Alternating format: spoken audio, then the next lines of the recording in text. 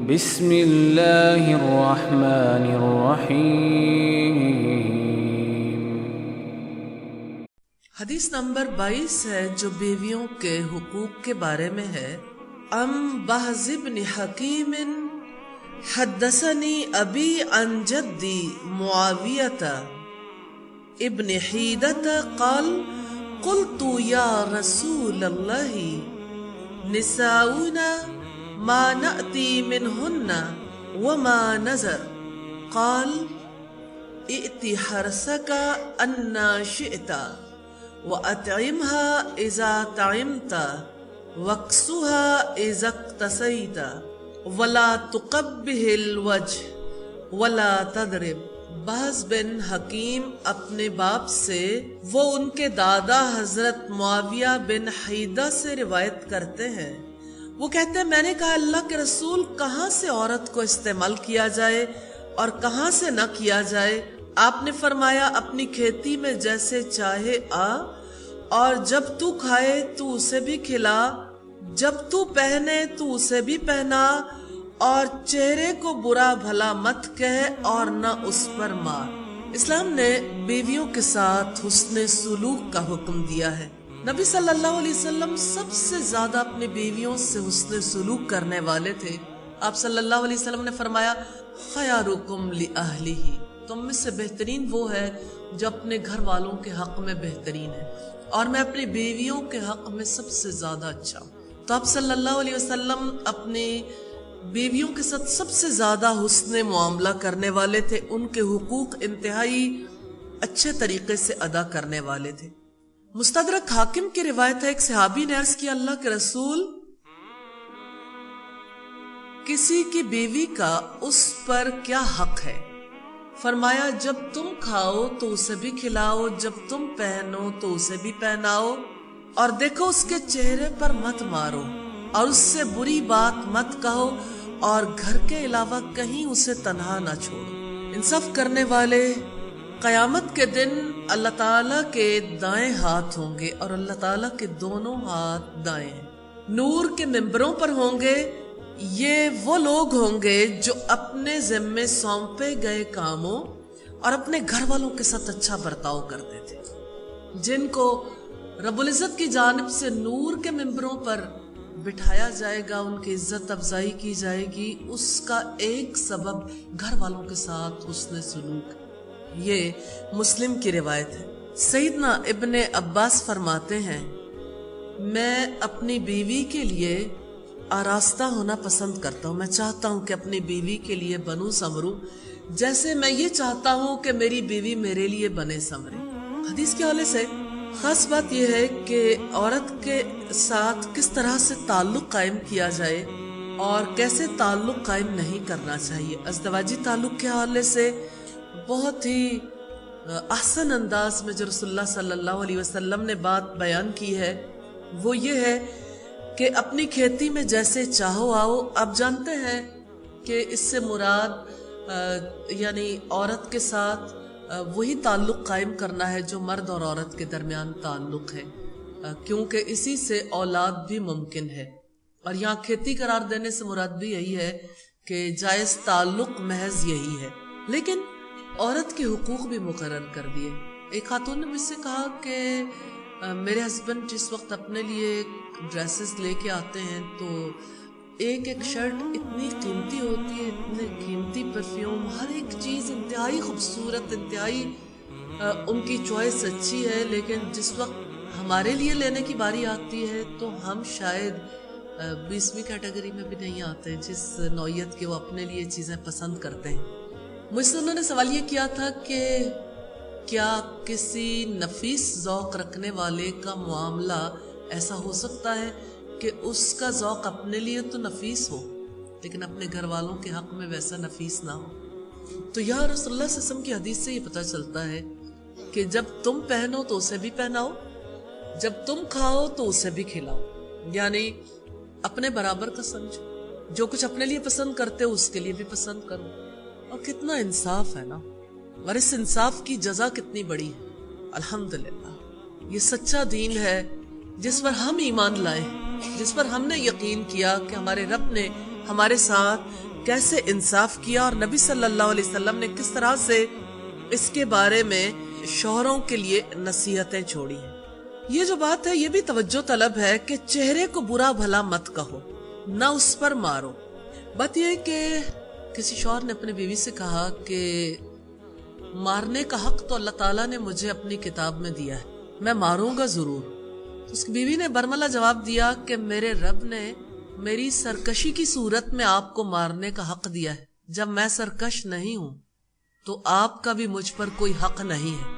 میں نے یہ بات آپ کے سامنے اس حوالے سے رکھی کہ عورت کو اپنے حقوق اور اپنے بارے میں اللہ تعالیٰ اور رسول کے احکامات سے اتنا آشنا ضرور ہونا چاہیے کہ دراصل کیا چیز میرے حق میں آتی ہے اور کیا چیز میرے ساتھ ظلم ہے، زیادتی ہے۔ جو ہی اللہ اور اس کے رسول کی بات آتی ہے تو خواتین اندر ہی اندر گھٹ کے رہ جاتی ہیں کہ شاید ہمیں کسی نوعیت کا حق نہیں دیا گیا۔ ان احادیث سے یہ پتہ چلتا ہے کہ ایسا معاملہ نہیں ہے۔ سیدنا عبداللہ ابن عمر سے روایت ہے، رسول اللہ صلی اللہ علیہ وسلم نے فرمایا الدنیا متاع وخیر متاع الدنیا المرأۃ الصالحہ، دنیا متاع ہے اور دنیا کی بہترین متاع نیک عورت ہے۔ دنیا کی بہترین متاع، دنیا میں آپ سوچئے کیا کچھ موجود ہے۔ دنیا میں انسان کے لیے رزق کمانے کے ذرائع بھی موجود ہیں، اپنی ضروریات کے لیے جو کچھ انسان کو چاہیے وہ بھی، وہ جن کی وجہ سے لوگوں میں عزت کا مقام ملتا ہے وہ سب کچھ، لیکن ایک مرد کے لیے تمام دنیا کی متاع سے بہتر متاع اس کی نیک بیوی، ساری دنیا سے بڑھ کر۔ کیسے مقام پر ایک شوہر کے لیے بیوی کو بٹھا دیا گیا، یہ اللہ تعالیٰ کی خاص رحمت ہے، الحمدللہ۔ اور یہ ایک حقیقت ہے کہ زندگی واقعتاً بہت آسان، اطمینان والی، پرسکون ہو جاتی ہے ایک نیک عورت کی وجہ سے۔ سیدنا عبداللہ ابن عمر ابن عاص نے بیان کیا، آپ نے فرمایا کہ رسول اللہ میرے یہاں تشریف لائے، پھر انہوں نے پوری حدیث بیان کی، تمہارے ملاقاتیوں کا بھی تم پر حق ہے، تمہاری بیوی کا بھی تم پر حق ہے۔ اس پر میں نے پوچھا اور داؤد علیہ السلام کا روزہ کیسا تھا؟ آپ نے فرمایا ایک دن روزہ رکھنا اور ایک دن بے روزہ رہنا صوم داؤدی ہے، یعنی ایک دن روزہ ایک دن افطار، ایک دن روزہ ایک دن افطار، سب سے مشکل روزے ہیں۔ تو اللہ تعالیٰ نے عورت کو بیوی ہونے کی حیثیت میں بہت سے حقوق سے نوازا ہے کہ اس کے ساتھ مرد اچھے طریقے سے رہے، حسن معاشرت، اس کے حقوق بھی مقرر کیے۔ اگر کوئی مرد یہ چاہے کہ وہ صرف اللہ کی عبادت کرے اور اپنے گھر والوں سے لا تعلق رہے، یعنی اگر وہ یہ سمجھتا ہے کہ میں کماتا ہوں، میں ان کے اخراجات اٹھاتا ہوں، لیکن باقی پھر مجھے وقت ملنا چاہیے میرے رب کے لیے، تو اسلام اس کی اجازت نہیں دیتا کہ کوئی محض اللہ تعالیٰ سے تعلق کی خاطر ایک عورت کو اس کے حقوق سے محروم کر دے۔ نبی صلی اللہ علیہ وسلم جب ازواج مطہرات کے پاس آتے تھے اور آپ عبادت کرنا چاہتے تھے تو آپ اپنی ازواج سے اجازت لیتے تھے۔ مثال کے طور پر ایک رات آپ سیدہ عائشہ صدیقہ کے پاس تھے اور آپ نے کہا کہ عائشہ اگر اجازت ہو تو میں اپنے رب کی عبادت کر لوں۔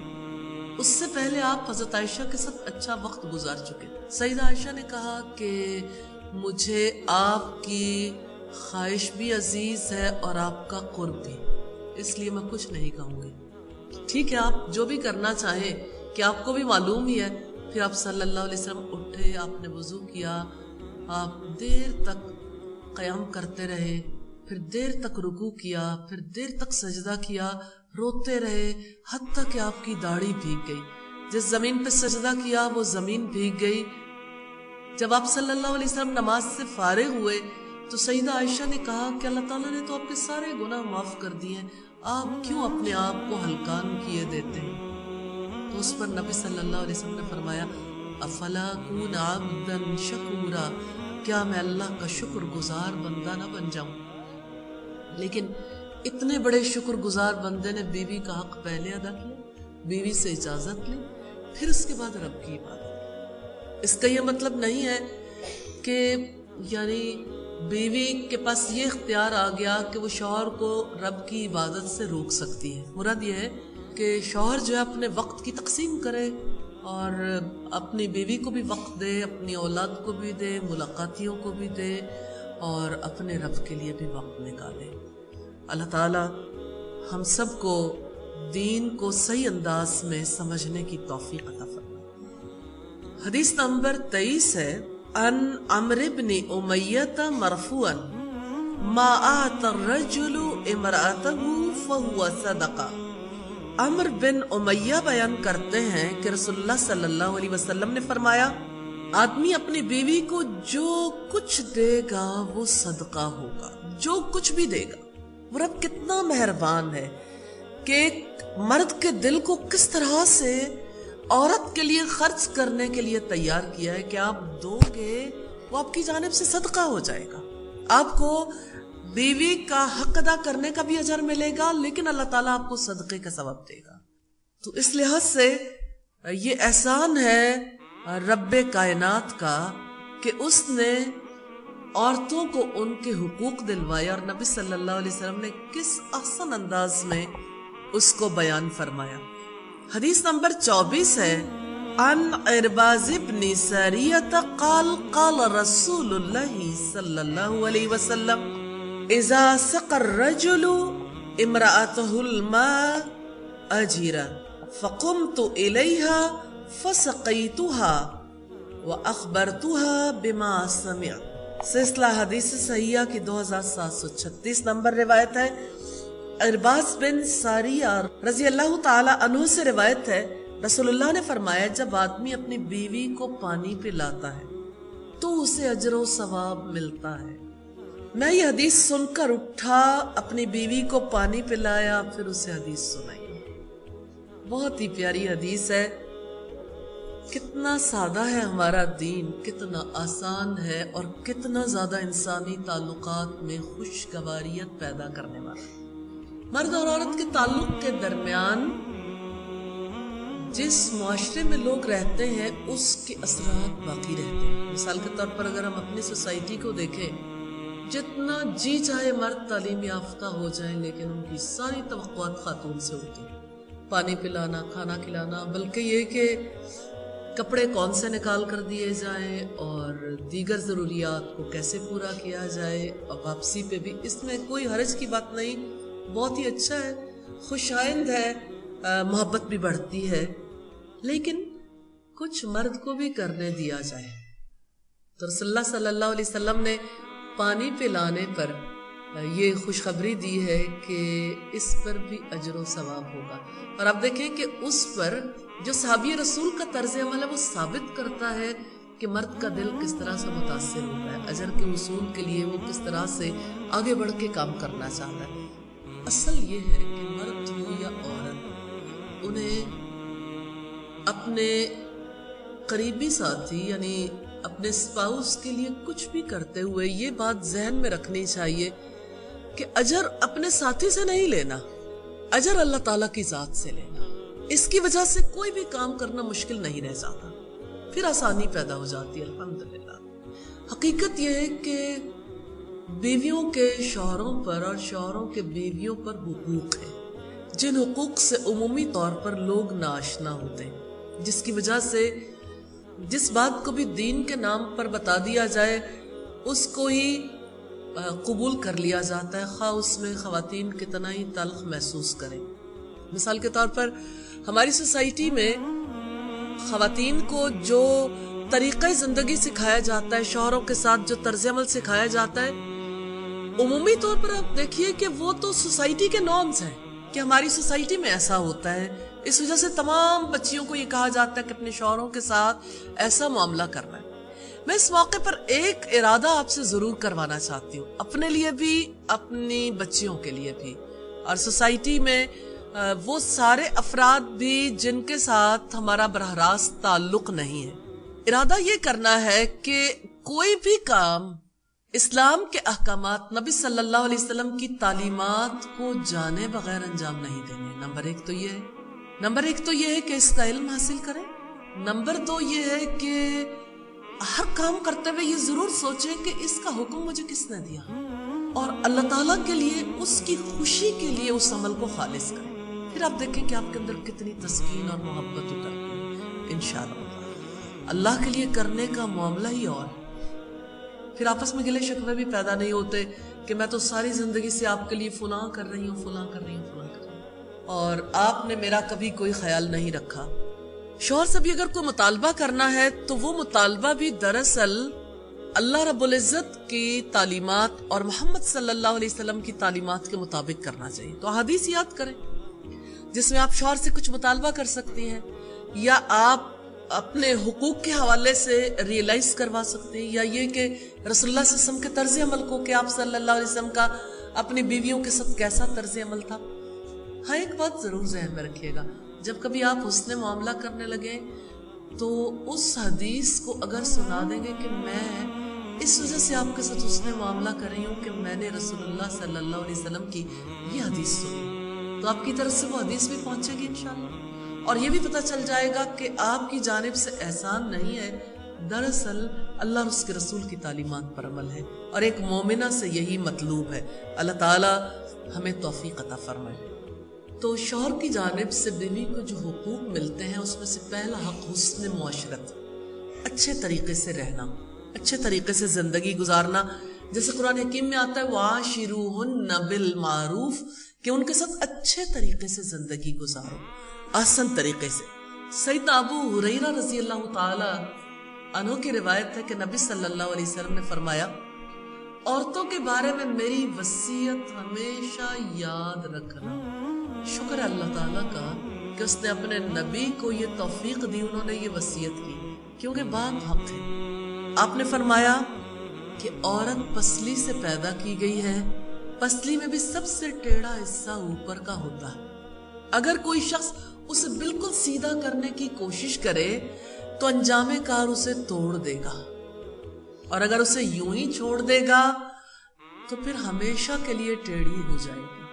बस औरतों के बारे में मेरी वसीयत कबूल करो, उनसे अच्छा सुनो। इस हदीस से ही पता चलता है कि वो जो ससुराल वालों के दिल में भी ख्वाहिश होती है ना, अब आप देखिए हम में से हर एक या तो ससुराल वाला होगा, या कोई हमारे ससुराल वाला होगा, या कोई हमारे बच्चों के ससुराल वाला होगा। मुराद ये है कि हर एक को मुख्तलिफ हैसियतों में ये जिंदगी बसर करनी है ना। तो बात ये कि उमूमी तौर पर बच्चियों से ससुराल वालों की ये ख्वाहिश होती है, और उनका ये इरादा होता है कि इस बच्ची को अपने माहौल के मुताबिक ढाल लेना। अब आप देखिए इस मामले में कितने जबर भी किए जाते हैं, फिर लड़कियां टूट जाती हैं, उनकी खुशियां खत्म हो जाती हैं। हाँ, खुशगवार माहौल में आहिस्ता आहिस्ता बच्चियां खुद ही माहौल में ढल जाती हैं काफी हद तक। हकीकत यह है कि जबर से सीधा करने वाला जज्बात को भी ठेस पहुंचाता है और नफ्सियात भी खराब कर देता है, यानी लोगों की साइकी भी ठीक नहीं रहती, आपस के ताल्लुकात मुतासिर हो जाते हैं, और आखिरकार घिराने मुतासिर हो जाते हैं, नस्लों तक उसके असरात जाते हैं। तो आप ससम में बड़ी प्यारी बात कही कि अगर खुला छोड़ दोगे टेढ़ी की टेढ़ी रहेगी, और अगर जबरन सीधा करने की कोशिश करोगे टूट जाएगी। इसलिए दरमियाना रास्ता इख्तियार करना चाहिए। अल्लाह ताला ये समझ मुसलमानों को नसीब फरमा दे। सईदा आयशा फरमाती हैं कि आप सल्लल्लाहु अलैहि वसल्लम जब सफर के लिए जाते थे तो अज़वाज मुतहरात के दरमियान कुरा निकालते थे, कौन सफर पर मेरे साथ जाएगी। अदल के दिल बेशक किसी के लिए भी चाहे, लेकिन अदल करना नागजीर है, और आप सल्लल्लाहु अलैहि वसल्लम अदल किया करते थे। कहती हैं कि जिसका कुरा निकल आता उसे हमरा ले जाते। एक जिहाद में जो आप सल्लल्लाहु अलैहि वसल्लम ने किया, आपने हम लोगों के दरमियान कुरा डाला तो कुरा मेरे नाम निकला और मैं आपके हमरा रवाना हुई। फिर रसूलुल्लाह सल्लल्लाहु अलैहि वसल्लम हुस्न मुआशरत के लिए अपनी तमाम बीवियों के घरों में तशरीफ ले जाते थे हर इवनिंग में। ऐसा नहीं होता था कि आप सल्लल्लाहु अलैहि वसल्लम घर वालों को वक्त ना दें, उनके दरमियान बैठना, फिर आपकी बीवियां इकट्ठी भी हो जाती थी, और उस मौके पर कोई दरसे कुरान या दरसे हदीस नहीं होता था, आम रूटीन की बातचीत होती थी, लेकिन उनकी सारी बातें अल्लाह ताला की यादों के हवाले से और बड़ी खुशगवार मुलाकातें होती थी। चलिए मैं आपको हुस्न मुआशरत की एक दो मिसालें सुनाती हूँ। नबी सल्लल्लाहु अलैहि वसल्लम बीवियों के दरमियान अदल करते थे, लेकिन आपका दिली रुझान हजरत आयशा की जानिब था। ये सारे सहाबियों को भी मालूम था। फिर जिस दिन हजरत आयशा की बारी आती थी, उस रोज सारे सहाबी आप सल्लम के लिए कोई ना कोई गिफ्ट लेके आते थे। जब गिफ्ट लेके आते आप, ज़ाहिर है कि वक्त और ज़्यादा खुशगवार गुजरता है, तो हजरत आयशा के साथ आपका वक्त ज़्यादा अच्छा गुजरता था। इस पर अज़वाज मुतहरात ने आपस में फ़ैसला किया और रसूलुल्लाह के पास आई और कहा कि आप अपने असहाब से कहिए कि सारों के साथ बराबरी का सलूक किया करें। सिर्फ हज़रत आयशा ही के घर में ये सब कुछ नहीं होना चाहिए, बाकी घरों में भी होना चाहिए। हज़रत आयशा ने उठ के इतनी ज़बरदस्त स्पीच की जिसमें उन्होंने कन्विंस किया, तो रसूलुल्लाह से सब मुस्कुरा दिए।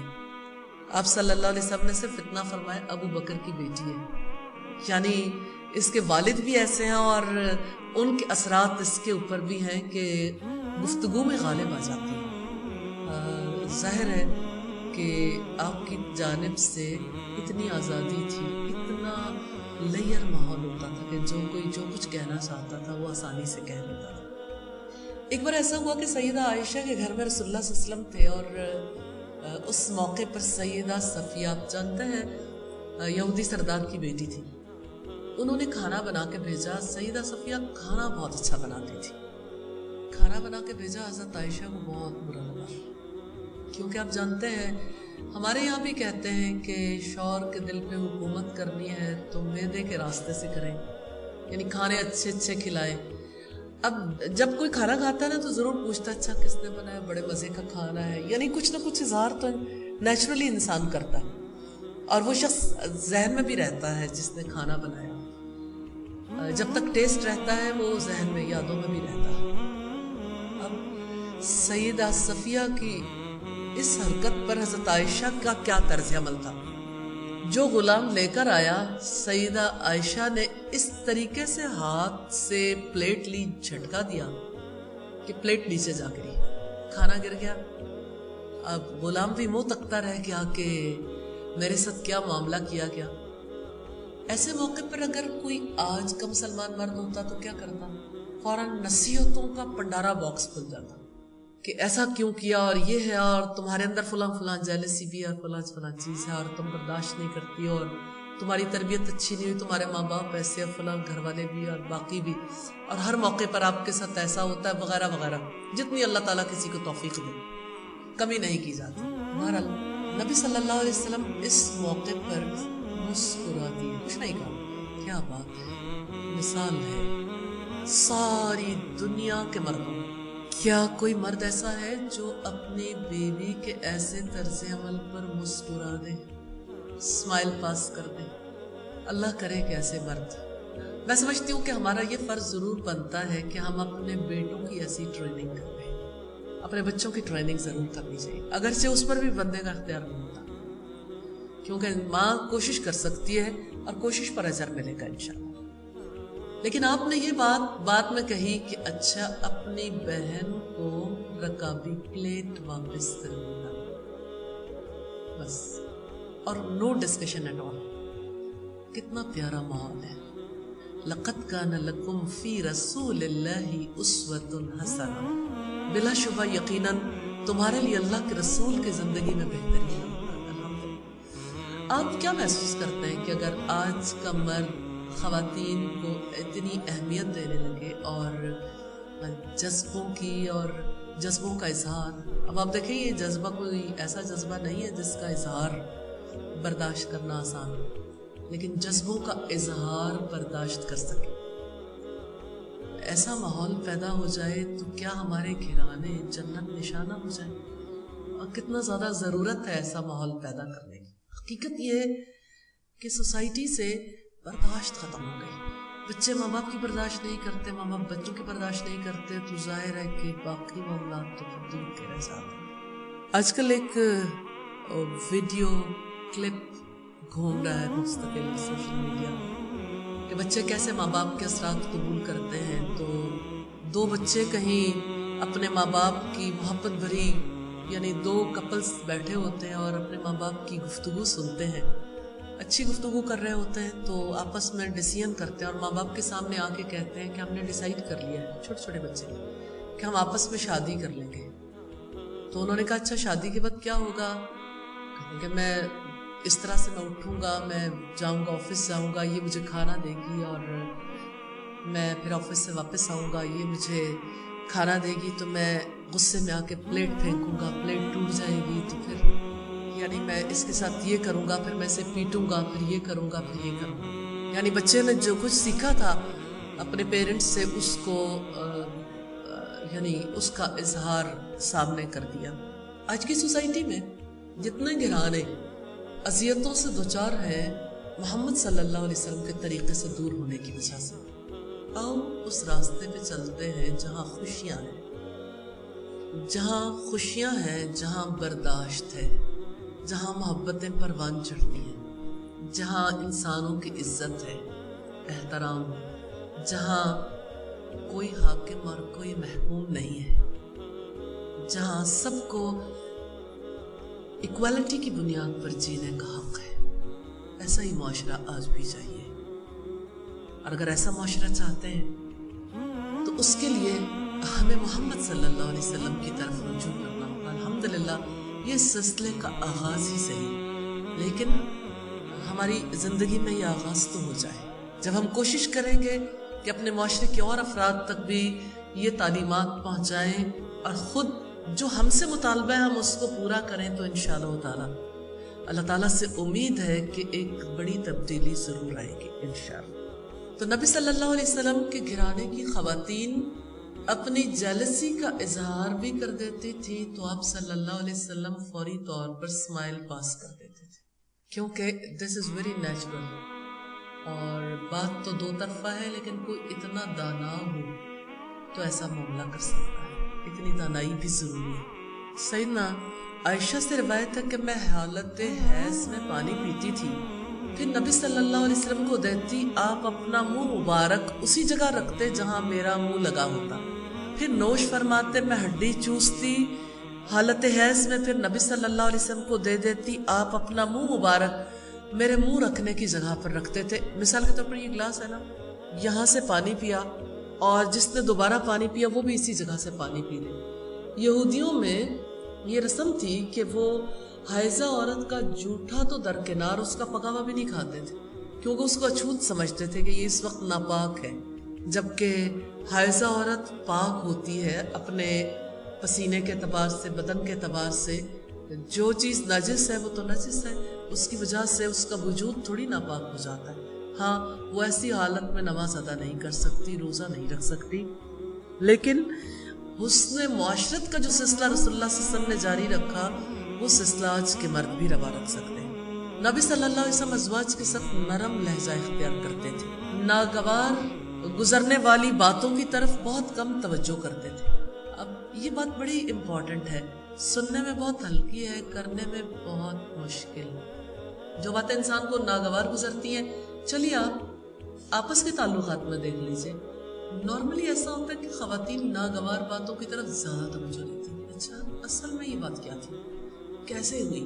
جب آپ زیادہ توجہ دیں گے تو آپ کے دل کو اور تکلیف پہنچے گی، جب اور تکلیف پہنچے گی تو اس کے نتیجے میں آپ کے دل میں اور بدگمانی آئے گی، اور زیادہ یعنی اس کا ریئیکشن بھی اتنا ہی بڑا پیدا ہوگا. اگنور کرنا سیکھیں، اگنور کرنا. ٹھیک ہے کوئی کسی وقت غصے میں بھی ہو سکتا ہے، انسان اپنے بچے کی بات نہیں برداشت کرتا، چھوٹے بچوں کی کتنی باتیں برداشت کرتے ہیں، پھر جب وہ بڑے ہو جاتے ہیں تو اپنا بچہ سمجھ کر اگنور کر دیتے ہیں. ایسے ہی انسان جن لوگوں سے محبت کرتا ہے ان کی باتوں کو اگنور کر دیتا ہے، اور نہ کرنا چاہے تو بالکل قریبی فرد کی بھی بات اگنور نہیں کر پاتا.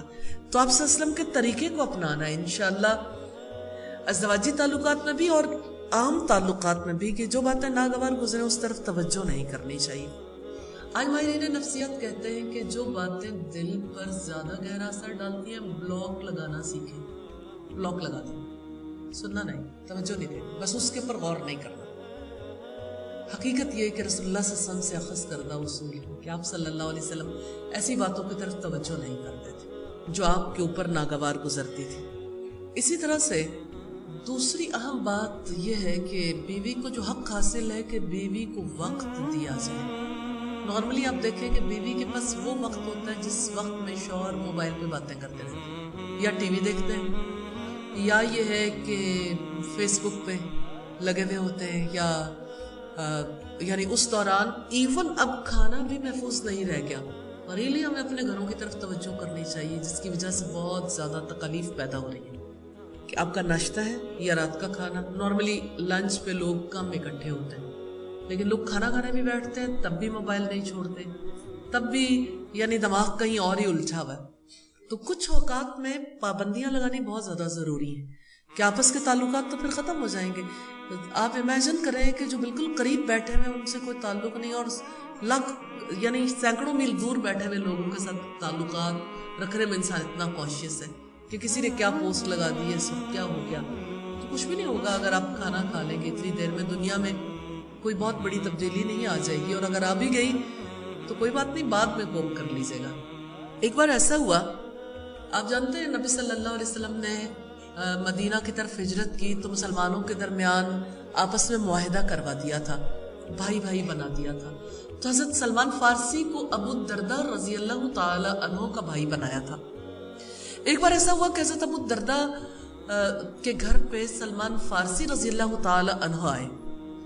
انہوں نے جب ام درداء کو دیکھا تو ام درداء نے نہ کنگھی کی ہوئی, نہ اچھے کپڑے پہنے ہوئے, نہ بنی سمری ہوئی, تو ایسی غیر حالت میں دیکھ کر انہوں نے کہا کہ یہ آپ نے کیا حالت بنا رکھی ہے. تو ام درداء نے کہا کہ تمہارے بھائی ابو الدرداء کو دنیا کی کوئی حاجت ہی نہیں ہے. مراد یہ تھی کہ ان کا میرے ساتھ کوئی تعلق نہیں, مجھ میں ان کی کوئی دلچسپی نہیں. پھر ابو الدرداء بھی آ گئے, ان کے سامنے کھانا حاضر کیا گیا کہ کھانا کھاؤ. انہوں نے کہا میں تو روزے سے ہوں.